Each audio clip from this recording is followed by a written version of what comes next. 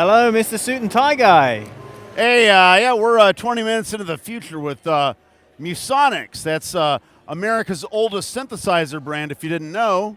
We're running a new promotion right now. You don't get a free sheet of blotter paper in your Modular if you buy one. Anyway, so last year I showed this thing. Response was good. It was a lot of work. It was what I showed was a completely hand-built instrument last year. Like every component I was building by hand, and I had such a response, okay, that I actually had to redesign the entire thing into surface mount just to be able to make it like at all. Like, I'm sorry, like it just had to be that way. So it was a lot of work, but I'm proud to announce that like this entire synthesizer is completely mature. This is everything. Like I mean, the oscillator this is the most stable oscillator. I mean, I'm embarrassed at how stable it is because I like an oscillator that like wobbles a little bit, you know. But like this thing is rock solid. So if you like a rock solid oscillator, you're going to be pretty happy with this.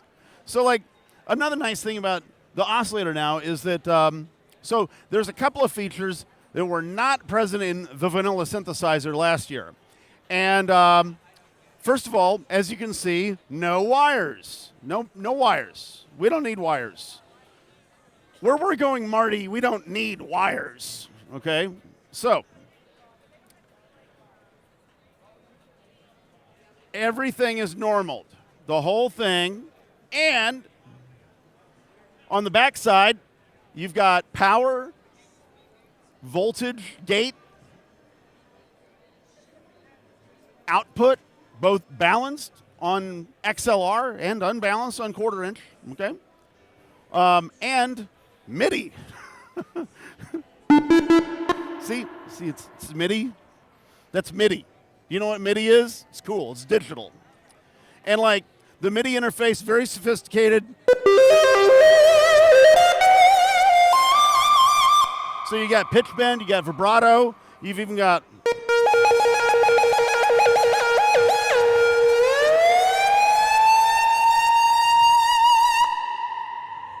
glide right there, you see? So you can have a little glide knob right here on your controller. Anyway, so yeah, and now that it's finished, and all of my production bottlenecks are over. Like even the cabinet has been, it cosmetically looks identical to the way it did last year, but we've changed the construction on the inside, the way the modules are mounted, so that it's easier to manufacture. And so I'm going to be caught up. If you're waiting on an instrument, I'm sorry. There's maybe 10 of you or something like that. If you've been waiting, I'm sorry, but I'm going to make you happy. Also, you guys were investors in this thing. You were investors. If you paid up, you jumped in at $2,500. You paid anyway. I consider you investors, and the plan always was to actually raise the price when it was done. So then this is now a $3,300 instrument.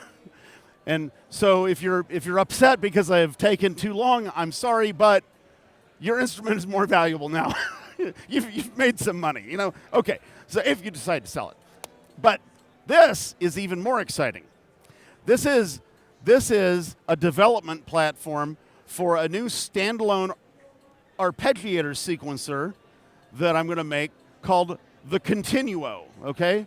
Now, the intention with the Continuo was I wanted the final form of the Roland arpeggiator sequencer concept as you'd see on like the SH-101 and the arpeggiators of the Juno 6 and the Jupiter 8.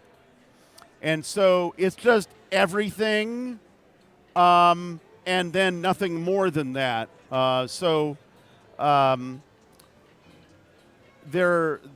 There's different kinds of time control. Like there's an internal. So here, look. Can you hear this?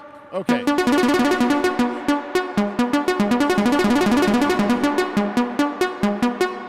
Okay, but this is.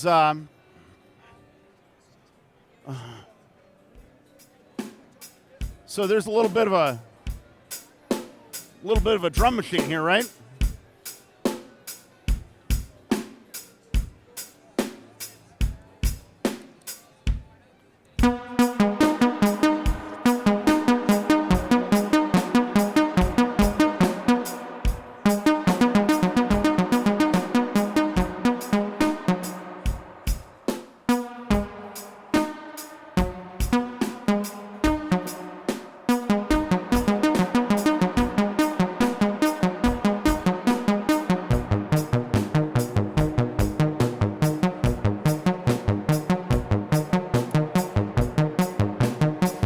So this was note entry like the Jupiter 8. Now this is pitch sort by pitch like the Juno, right? Now,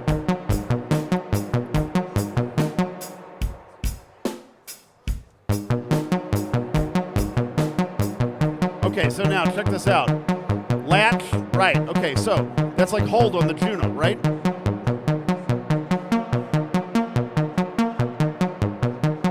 Okay, so, but now this feature, lock. Okay, watch this.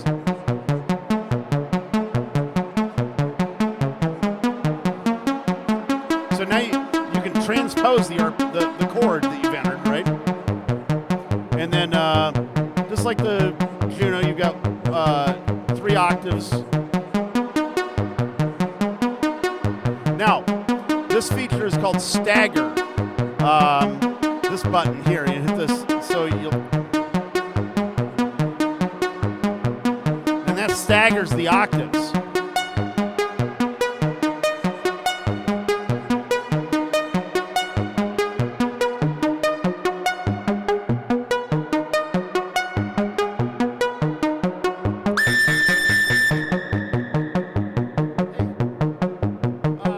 That'll happen at the end. No, it's a wild time.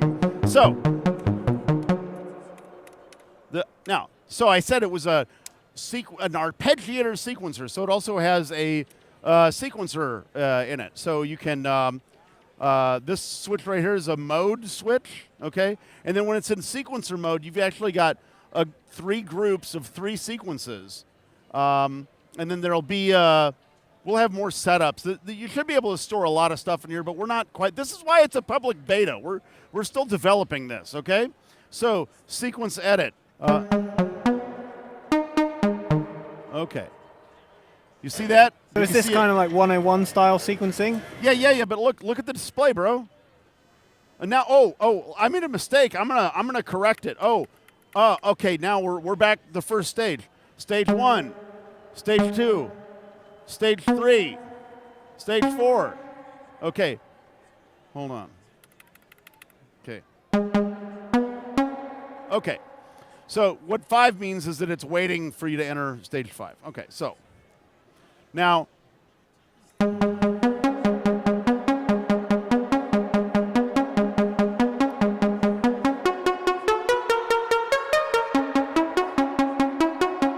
and the neat thing is the display will show you what stage you're on. You know, also let's use the.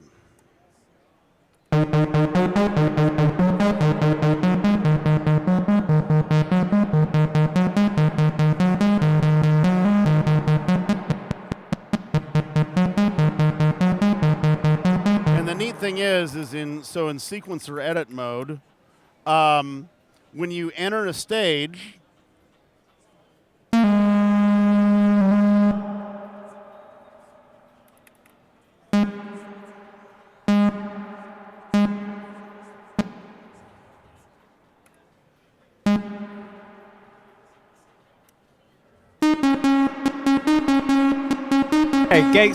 gate length per step.